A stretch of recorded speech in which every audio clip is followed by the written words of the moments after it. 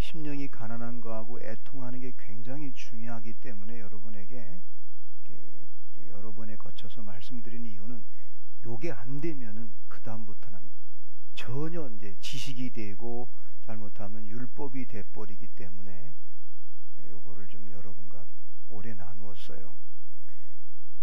병을 만든 목적은 이렇게 비어 있게 만들어 놨어요.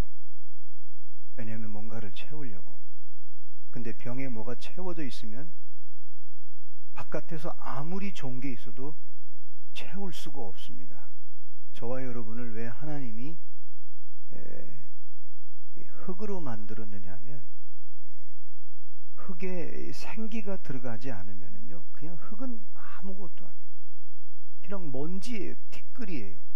욥이 깨달은 게 뭐냐면 하나님이 담겨지지 않으니까 자기는 티끌이라는 걸 깨달은 거예요. 진짜 나는 아무것도 아니구나. 그래서 심령이 세상으로 뭐가 차이는 사람은 하나님이 들어갈 틈이 없어요. 그러면 진짜 불행합니다. 저와 여러분이 언제 은혜 받아요? 나를 비울 때. 노력해서 비우는 게 아니에요. 진짜 나는 아무것도 아니구나라고 하는 고백이 있을 때 하나님이 은혜도 주고 지혜도 주고 또 기다림도 주고 인내하는 마음도 주시고 하여튼 모든 것들을 다 부어주시거든요. 그래서 생기가 없는 흙은 이런 거를 우리가 같이 생각을 해봐야 됩니다. 예를 든다면 여러분 밭에 씨가 없다고 한번 생각해 보세요. 그 밭은 아무것도 아니에요. 그 밭에 다른 것들로 가득 차 있으면 다른 씨가 들어갈 수가 없잖아요. 그래서 고린도전서 3장에 보면 우리를 바울이 참 기가 막히게 깨달은 것 같아요. PPT 한번 띄워주실래요? 우리는 하나님의 동역자들이요. 너희는 하나님의 밭이요. 하나님의 집이다. 그래서 어떻게든지 여러분 셀에 가정에 하나님이 거하실 수 있도록 집을 만들어야 됩니다. 하나님의 밭이라고 이렇게 바울이 말한 거예요. 늘 가난하게 살아. 가난한 마음 거기에 하나님이 거하시는 거예요. 여러분 부유하면요 하나님 없습니다. 자기 생각, 자기 계획으로 살아가잖아요. 그러면서 또 그렇게 살다가 괴로워요. 왜? 뒤통수가 땡기고 이건 아닌데 그걸 빨리 버릴 줄 알아야 돼요. 그래서 신앙생활은 늘 이렇게 두 가지, 가난한 심령. 그래서 애통하는 사람은 가난해지는 거예요. 그래서 여러분이 은혜와 영성을 할 수만 있으면 우리 세린교회의 율법적 신앙에서 은혜 신앙으로 전환점이 어디냐면 은혜 영성이에요. 그래서 은혜 영성을 읽고 이거를 정리가 된 사람은 이 팔복을 내가 지키려고 하지 않아요.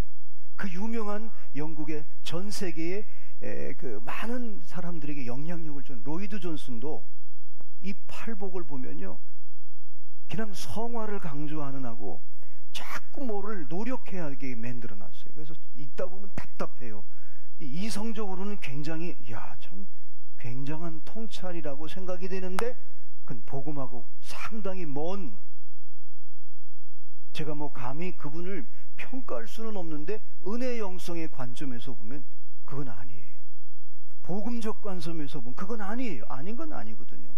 그래서 이 팔복은 예수님이 이 땅에 오셔서 예수님이 하실 일 8가지 역할을 8가지 사역을 하신 거를 또 다 이루어 놓으셨어요.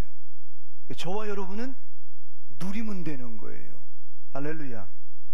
이걸 누리면 되는 거예요. 이거를 내가 지키려고 하는 것이 아니라 이것을 내가 누리면 되는 거예요. 그러니까 예수님이 왜 애통이라는 말을 쓰게 됐느냐면 천국을 주러 왔는데 받아들이지 않는 거예요. 들으려고 하지 않는 거예요.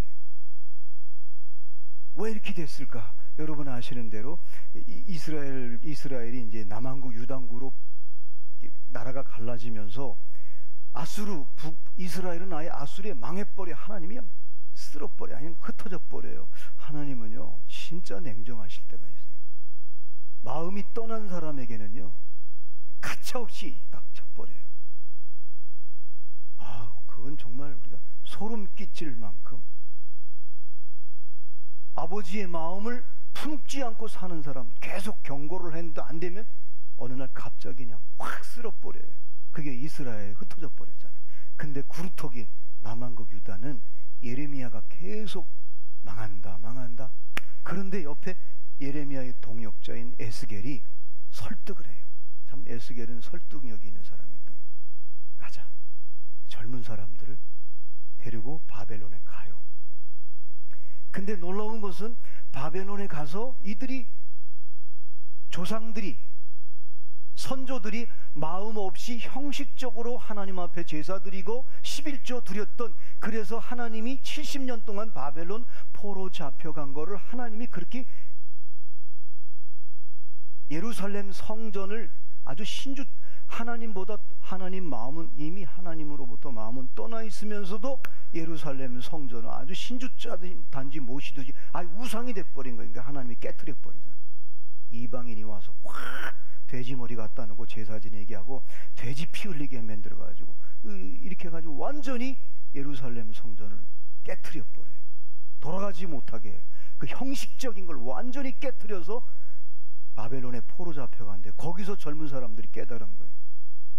우리가 이 제사장 나라가 이 제국보다 더 훌륭하구나. 그러니까 여러분 다니엘 이런 사람들이 이방 땅에 가가지고 이방 사람들이 보니까 이 사람들 대단한 사람인 거예요. 자기 나라가 섬기는 우상보다 저들이 섬긴 하나님이 진짜 하나님인 거예요. 그래서 하나님이 제국을 통해서 제국의 힘과 권력과 모든 재능과 모든 것을 군대까지 동원해 가지고 그들이 회개하고 하나님의 마음을 품을 때 돌이켜서 70년 만에 예루살렘에 왔잖아요. 왔는데 안타깝게도 이게 항상 다음 세대가 문제예요. 형식만 또 남은 거예요. 형식적으로 하나님을 섬기는 거예요. 그리고 남을 지적하고 남을 비판하고 자기는 안 지키면서. 여러분 이 바리새인들이 왜 예수님께 아주 그렇게 혹독한 비판을 당한 이유는 위선자이기 때문에. 위선자가 뭐예요? 사실은 안 믿어요. 근데 믿는 척 하는 거예요. 그들을 보니까 예수님이 애통하는 거예요. 눈물이 나는 거예요. 그 애통이에요.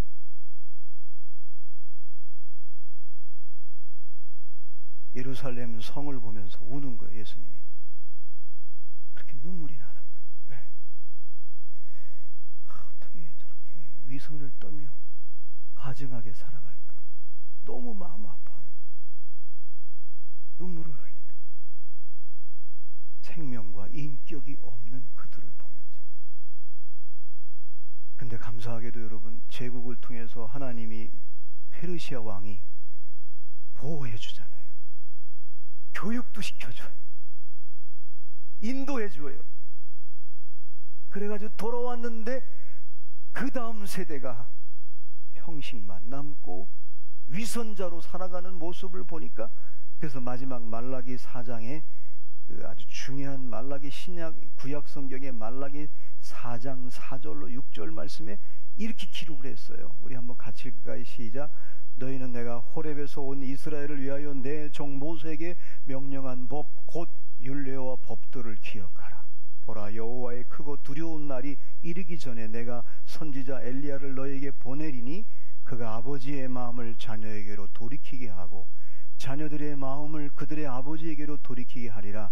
돌이키지 아니하면 두렵건대 내가 와서 저주로 그 땅을 칠까 하노라 하시니라. 여러분 저주가 뭐예요? 사람이 저주받은 사람이 누구냐면 하나님의 형상으로 지음을 받았는데 그거를 하나님이 또 주셨어요. 허락하셨어요. 근데 그것대로 하나님의 마음, 자녀들이 아버지의 마음을 갖지 못하는 것, 돌이키지 않는 것, 그게 저주예요. 성경이 말하는 저주는 하나님을 떠난 게 저주예요.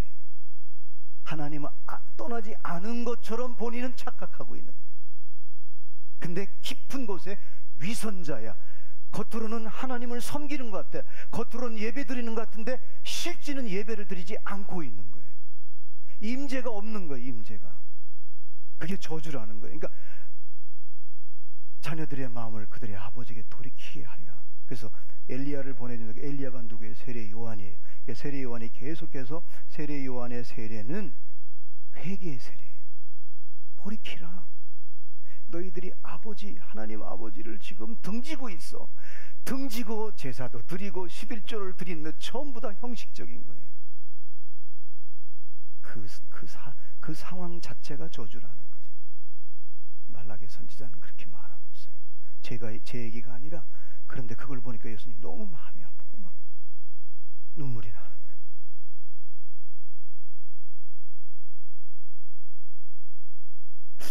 여러분, 우리의 애통은 어떨까요? 우리 신앙 공동체의 애통은, 예를 든다면 공을 들여가지고 관계 맺기를 하고 막 한신이 전도를 해가지고 양육을 해가지고 이제 드디어 새가족 경험만 하면 공동체 멤버가 되는데 이 사람이 교회를 떠나서 어느 날 보니까 또 길거리에서 지나가는데 만나는데 담배를 또 피우고 교회를 안 나오는 거예요. 그러면 그 셀장, 그 공동체 식구를 보면서 애통, 너무 안타깝잖아요. 저러면 안 되는데. 여러분과 함께 가족 가운데 신앙생활을 잘했던 남편이, 또 아내가, 부모님이, 또 자녀들이 시험에 들어서, 여러분 시험에 들지 말아야 돼요. 여러분 시험 들면 악으로 가요. 근데 이제 그래서 교회를 점점 멀리 가고 또 이렇게 냉담자가 됐을 때 그를 바라보는 신앙 공동체, 그를 아꼈던 사람들이 안타까운 마음, 그게 애통이에요. 예수님의 애통, 우리 신앙 공동체에서의 애통. 우리 장로님들이 또 오랫동안 이 교회를 지켜왔던 분들이 이렇게 성도들을 보면서 저러분이 저러면 안 되는데, 요즘엔 말을 하면 굉장히 또 시험 드니까 뭐 조그만 것도 삐치잖아요. 현대 이렇게 옛날보다 더 마음의 여유가 없는 그런 시대에 살고 있잖아요. 그래서 말은 못하죠. 그렇지만 그래서 기도 시간에 경청의 방에서 요즘에 우리 성도들이 많이 울고 그러는 걸 제가 봐요. 애통하는 마음, 그게 우리 신앙 공동체. 애통이 있으면요 위로가 있어요. 근데 울지 않고 바리새인들은 어땠느냐? 지금 내가 죄를 지어서 내가 먹고 살 게 없어가지고 지금 너무 힘들어, 삶의 자리가 너무 힘들어서 막. 여러분 옛날에는 몸을 팔았잖아요. 예수님 당시에도요 창녀가 있었단 말이에요. 가룟 유다의 누나는 술집과 같이 몸을 파는 가룟 유다 마음속에 이거 뒤집어야 된다, 이 세상 뒤집어져야 된다는 생각이 늘 있었어요.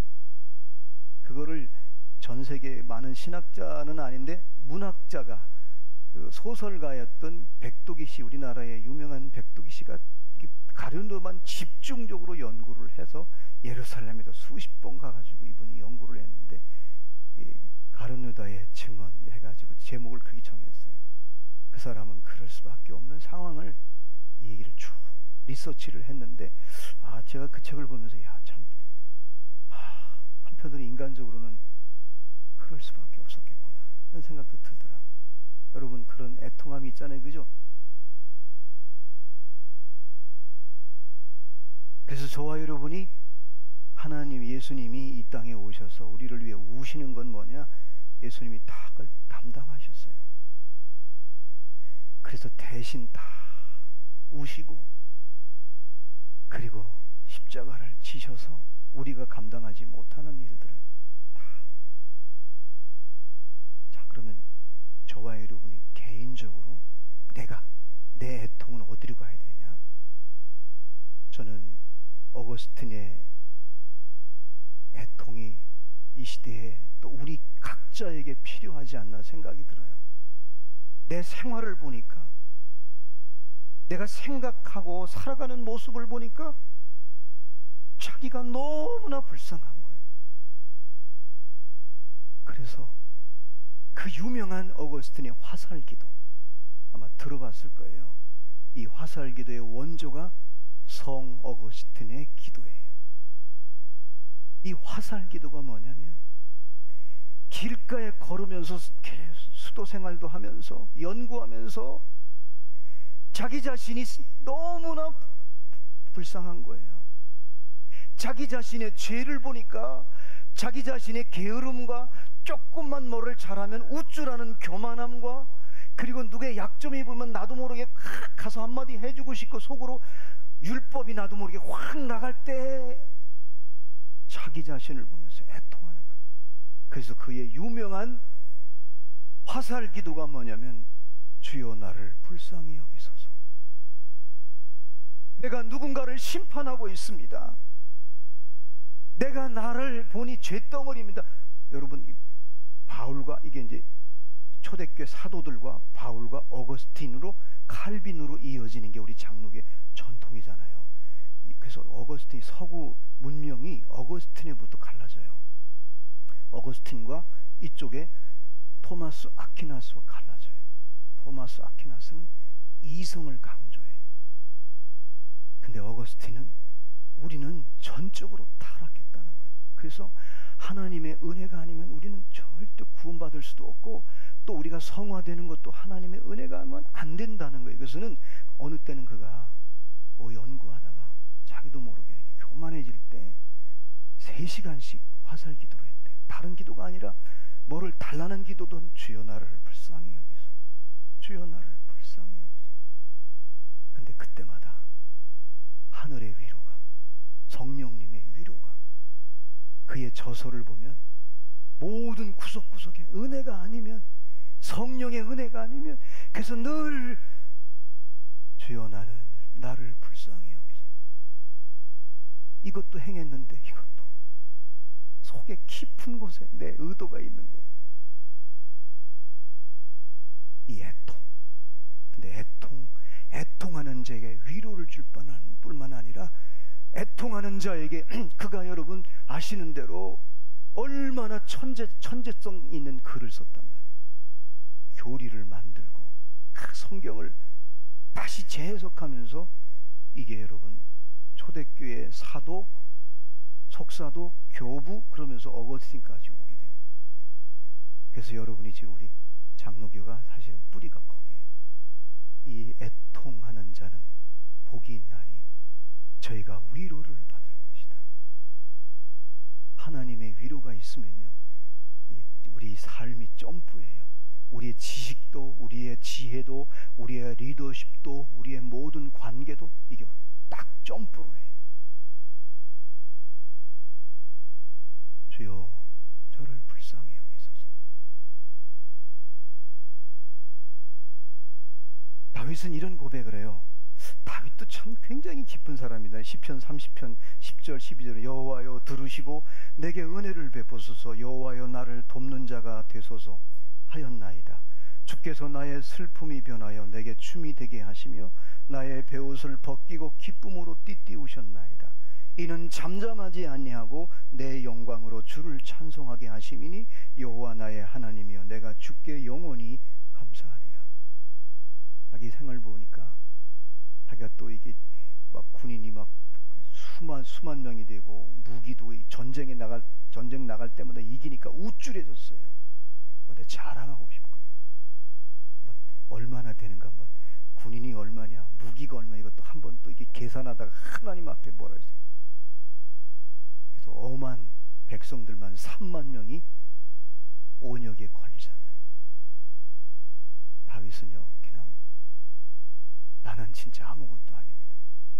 내가 하는 모든 것은 하나님, 내가 나를 이렇게 부족한 사람을 세운 것은 하나님 제사장 나라라고 하는 하나님의 뜻을 세우기 위해서 나를 세웠다는 걸 알고 그때부터 하루에 3번씩 성전에 가서 다윗의 장막, 그 유명한 오벳 에돔의 집에서 법궤를 예루살렘 성으로 옮겨서 하루에 3번씩 가서 주님을 찬양하고 주의 말씀을 묵상하고 나는 아무것도 아닙니다, 나는 죄인입니다. 그러면서 그는 유명한 말을 해요. 시편 30편 9절에 내가 무덤에 내려갈 때에 나의 피가 무슨 유익이 있으리요?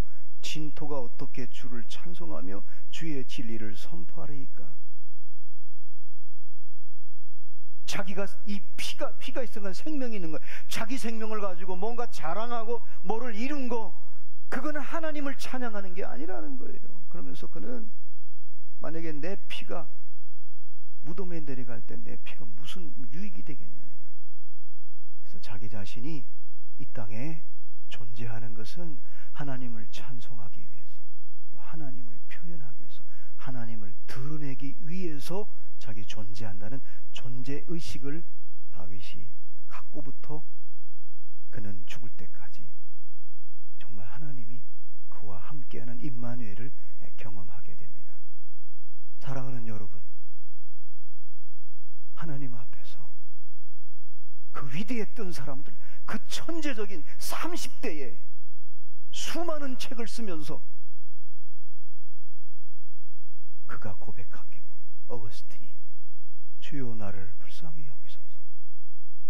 그런 애통함이 있으니까 하나님이 모든 위로를 주는 거예요.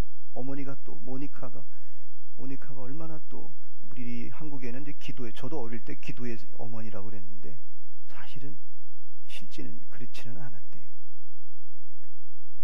약간 강남 스타일이었대요.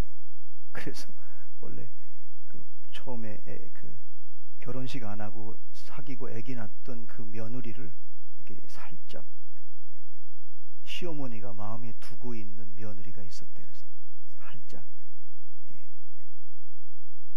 헤어지게 하고 다시 결혼을 시키거든요. 그 여자가 끝까지 시집을 안 갔대요. 그게 어거스틴 마음속에는 하나님이요 계속 그런 부담감을 줬기 때문에 그는 늘 주여 나를 불쌍히 여기소서, 그런 화살 기도가,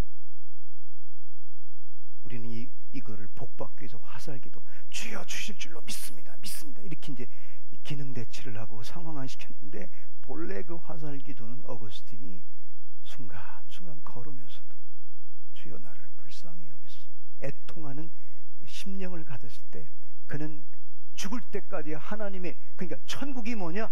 하나님의 위로가, 심령이 가난한 자는 복이 나니 천국이 저희 것이며, 그 천국을 내가 누릴 수 있는 것은 저와 여러분이 애통하는 자가 될 때, 진짜 저와 여러분의 삶은 하늘의 위로를 받으며 사는 게 천국이에요. 할렐루야. 근데 우리는 육신을 입고 있기 때문에 사람의 위로를 받고 싶어하고 그런 거 있죠. 그래서 이 애통은 두 번째 산상수훈의 두 번째 복은 예수님이 애통하는 우리 곁에 내려오시는 거예요. 여러분이 영적 가족 가운데, 내 자녀 가운데 하나님 앞에 마음을 돌이키지 않는 그 자녀를 위해서 우는 거예요. 하나님 어떡하죠? 내 힘으로 안 됩니다. 내 능력으로 안 됩니다. 내 설득으로도 안 됩니다. 내가 어떻게 나름대로 모범적으로 신앙생활을 해도 그는 아무런 감흥이 없습니다. 그 여러분이 애통할 때 예수님은 두 가지잖아요. 두 가지로 도와주잖아요. 우리의 죄 문제와 죄 증거하고 죄인의 문제는 십자가로, 성령님은 하나님이 약속한 것을 생각나게 하고 깨닫게 하고 그 약속을 믿게 만드는 게 두 보혜사예요. 월티만니는 유명한 얘기를 했어요. 우리가 죄 진 거는 연약하니까 죄 질 수 있잖아요. 보혈로 씻으는 거예요. 죄인, 죄덩어리, 죄를 만들어내는 내 인간의 속성은 십자가에서 날마다 죽으면, 그게 바울이 그거를 정확히 깨달은 거예요. 날마다 죽으니까 나는 날마다 죽노라. 죄를 이기는 거예요. 죄의 현상과 죄의 속성과 죄의 세력을 깨트리는 거죠. 왜? 내가 날마다 죽으니까. 죽으면 다 사라지잖아요, 여러분. 그죠? 죽으면 다 사라지는 거예요.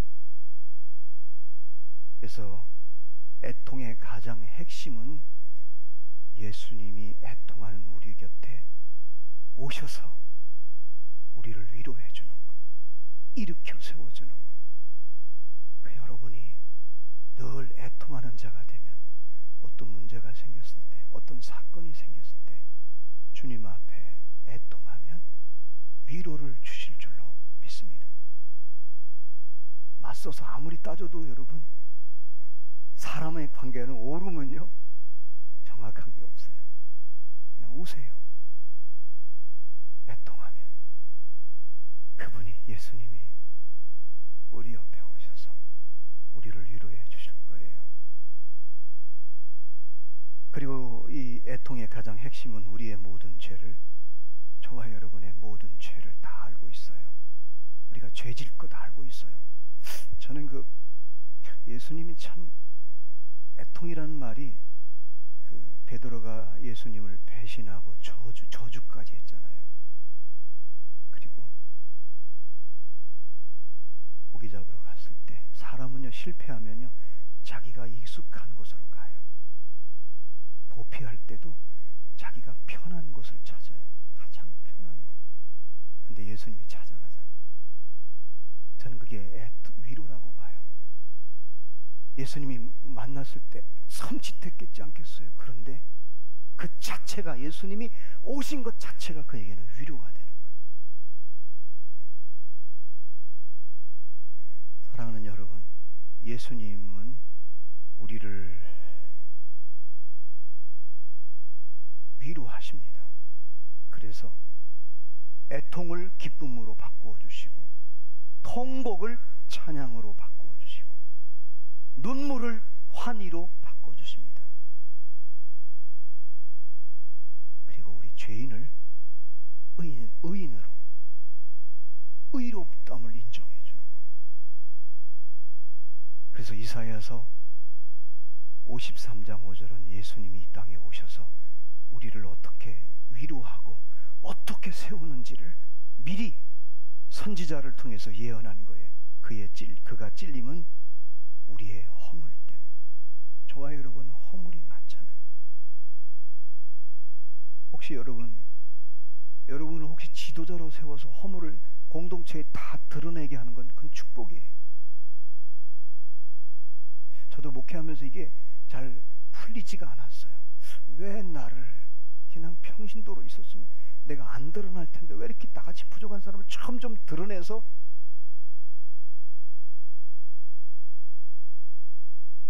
근데 그 주님이 나의 허물을 위해서 다 찔리셨구나, 이런 것들을 하나 깨달으면서 나도 모르게 내 허물이 그분이 다 감당하셨으니까 내가 그걸 해결해 보려고 하는데 해결이 안 되더라고요. 근데 지금은 점점 하나씩 해결되는 저를 보면서, 아, 정말 그렇구나, 이것까지 다 제거하시려고 이렇게 하나님이. 그가 상함은 우리의 죄악 때문이요, 그가 징계를 받음으로 우리는 평화를 누리고 그가 채찍에 맞음으로 우리는 나음을 받았도다. 그래서 여러분이 위로라고 하는 것은 자신의 죄악으로 인하여 애통하고 통회하는 자들에게 주시는 하나님의 놀라운 축복이에요. 위로는 자신의 허물로 인하여 눈물을 흘리는 자가 받는 것입니다. 위로는 아무나 받는 게 아니에요. 내가 죄인입니다, 나는 죄덩어리인다라고 고백하고 인식하는 사람에게 주는 게 위로예요. 그래서 그 때문에 괴로워하고, 주님, 제가 이것 때문에, 나 때문에 다른 사람들이 얼마나 힘들까요? 눈물을 애통할 때 위로를 주시고 그걸 또 회복시키시는 그 예수님. 그래서 위로는 자신이 주님 앞에 얼마나 부족하고 얼마나 더럽고 얼마나 천한 자인지를 처절하게 고백하고, 겉으로 눈물은 흘리지 않지만 속으로, 주님, 그래서 저는 어거스틴이 왜 그런 기도를 했는지, 왜 화살 기도를 했는지 최근에 점점 깨닫게 되더라. 주여 나를 불쌍히 여기소서. 내가 율법적으로 주님의 일을 하는 것이 아니라 어떤 사역을 하고 난 뒤에 주님 나같이 부족한데 주님이 다음에는 더 나옵게답게 다듬어서 만들어서 하겠습니다. 주여 저를 불쌍히 여기소서. 그러나 요만큼 심부름했습니다. 주님에게는 만족. 여러분, 주님은요, 사람들은 완벽하기를 바라요.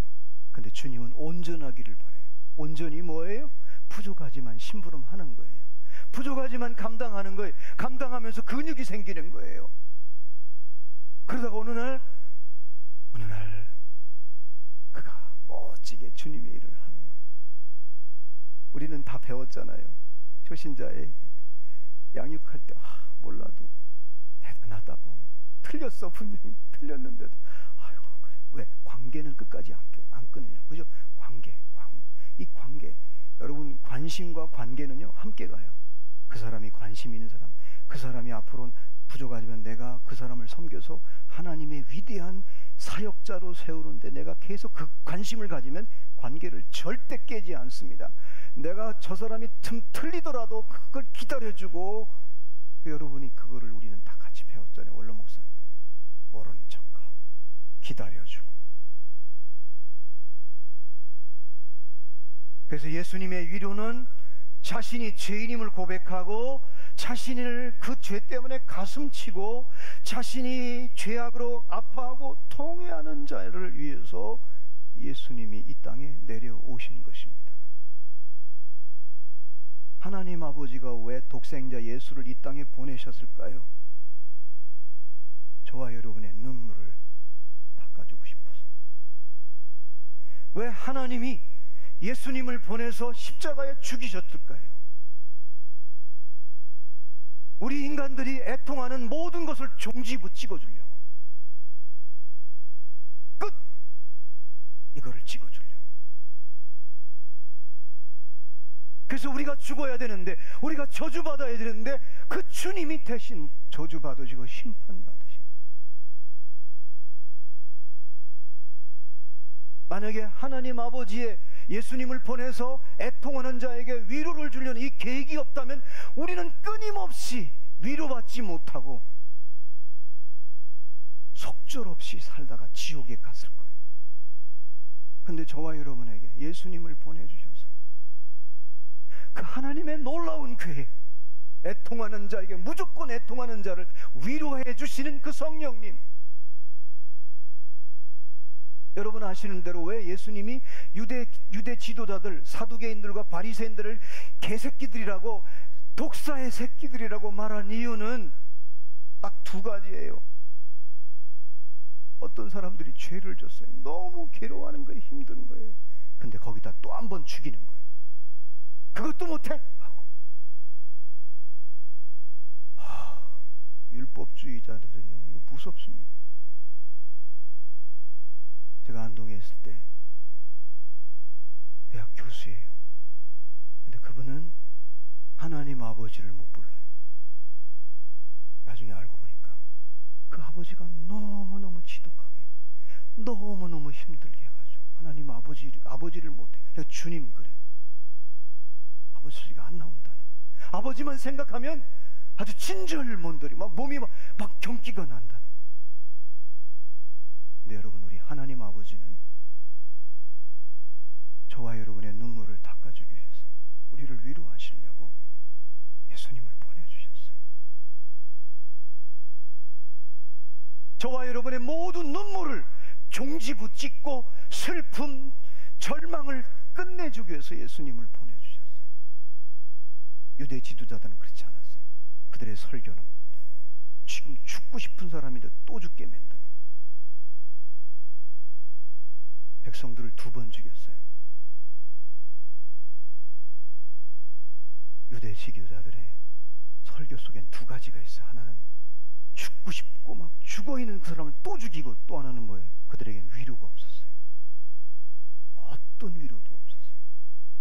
사랑하는 여러분, 성도가 누구입니까? 성도는 아무리 죄악이 많아도 예수님의 십자가의 보혈로 위로받는 존재입니다. 할렐루야. 아멘. 저와 여러분이 부족해요. 지금도 부족해요. 아마 죽을 때까지도 부족할 수도 있어요. 그렇지만은 우리 성도는 아무리 죄악이 많아도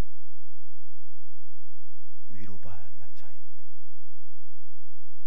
성도는 아무리 더럽고 천해도 추해도 우린 영원히 위로받을 자들입니다. 성도는 이제부터 영원까지 하나님 나라에 가서도, 하늘나라에 가서도 영원한 위로가 우리에게 있을 거예요.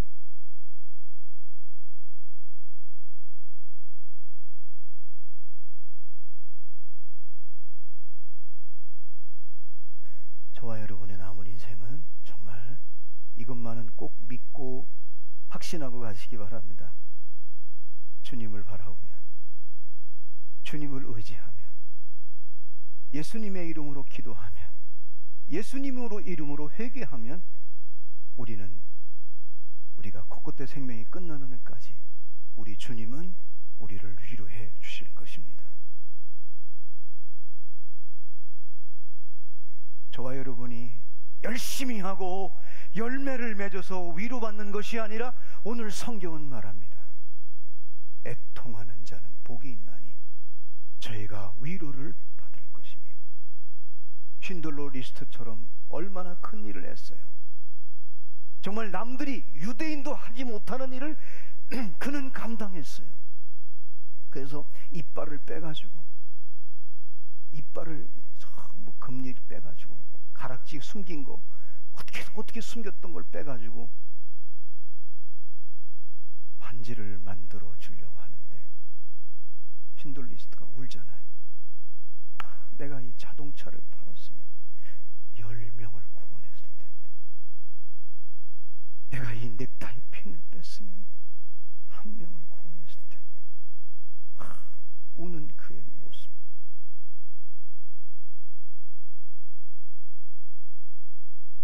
사실 저와 여러분이 고상하면 얼마나 고상하고 숭고하면 얼마나 숭고하겠어요. 도찐개찐이겠지. 그런데 우리가 애통할 때 하나님은, 성령님은, 우리 주님은 무조건 우리를 위로해 주십니다. 그래서 예수님이 십자가에 죽으셨습니다. 예수님의 애통함, 마음이 지금 떠나 있는 그들을 보고 울었어요. 저와 여러분의 신앙 공동체에서 왠지 모르게 자꾸 예배를 빼먹고 자꾸 그래도 끝까지 여러분이 그분들을 위해서 애통하고 눈물 흘리면 반드시 돌아올 줄로 믿습니다. 하나님은요, 하나님의 방법은요, 여러 가지 방법으로 손을 들게 해요. 절대 여러분 관계 깨지 마세요. 아멘. 끝까지 여러분이 어거스틴이 기도해, 내 자신 주여 나를 불쌍히 여기소서. 난 조금만 알면, 조금만 다른 사람 부족하면 여지없이 비판하는 나예요. 주여 나를 불쌍히 여기소서. 내가 그를 붙들고 애통해야 되는데, 내가 그 사람의 영혼을 놓고 애통하면서 기도해야 되는데, 그러지 못하는 나를 보고 주여 나를 불쌍히, 나는 죄인입니다, 나는 죄인입니다 라고 애통할 때 나의 눈물을 통해서 그 영혼을 하나님이 하나님의 방법으로, 하나님의 때에 그를 구원해 나가는 역사를 통해서 우리에게 위로를 주실 줄로 믿습니다. 이사야서 61장 3절에 보면 무릇 시온에서 슬퍼하는 자에게 화관을 주고 그 죄를 대신하며 기쁨의 기름으로, 그 슬픔을 대신, 한번 우리 같이 한번 읽을까요? 시작. 무릇 시온에 슬퍼하는 자에게 화관을 주어 그 죄를 대신하여 기쁨의 기름으로 그 슬픔을 대신하며 찬송의 옷으로 그 근심을 대신하시고 그들의 의의 나무 곧 여호와께서 심으신 그 영광을 나타낼 자라 일컬음을 받게 하려 하심이라. 이 죄라는 말은요, 그 회개하는 사람이 타다 남은 죄 위에 무릎을 꿇고, 어떤 사람은 아예 거기에 탁 엎드려서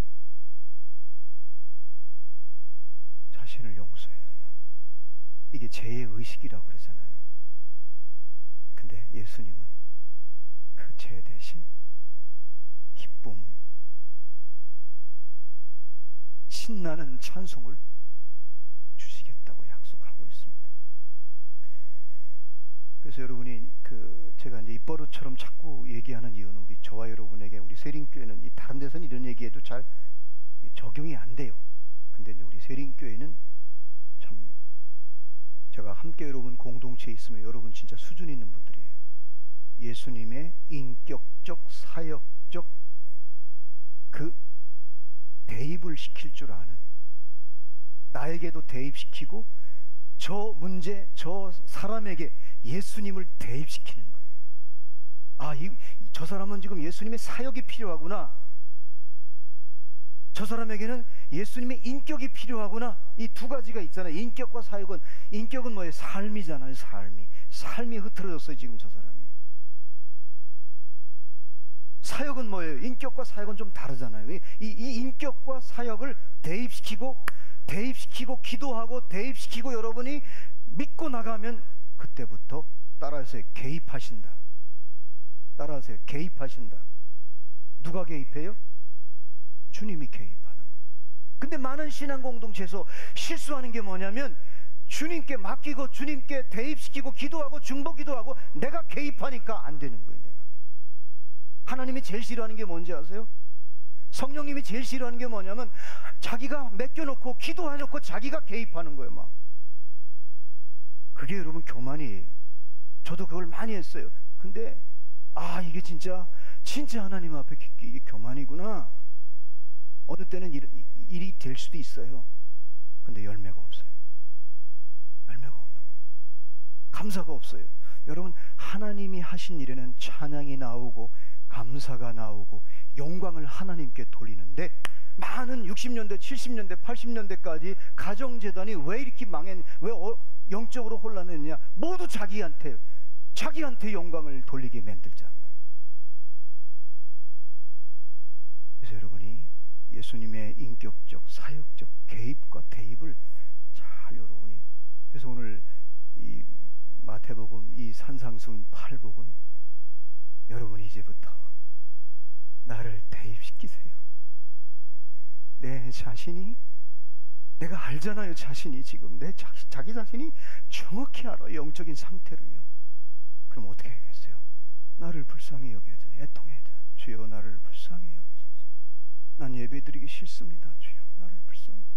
봉사하는데 귀찮아서 싫어, 하고 싶지 않아. 억지로 하고 난데 다못 언제 그만둘까 계산하고 있어.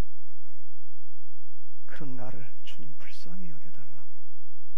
그러면 주님이 위로하시면서, 위로는 단순히 말로 위로하고 평안을 주는 위로가 아니에요.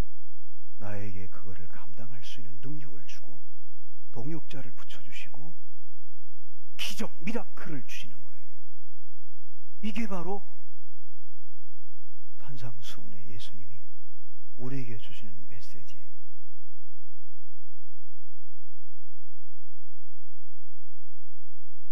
예수님의 역할이 없었다면 우리는 영원히 그냥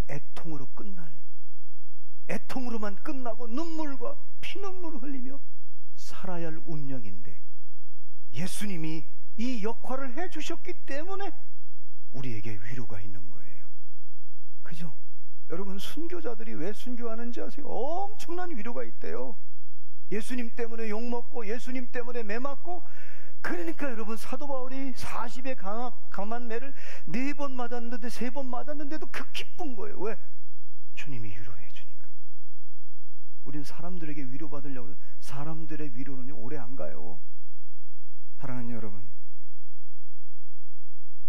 애통하는 자는 복이 있나니 저희가 위로를 받을 것입니다.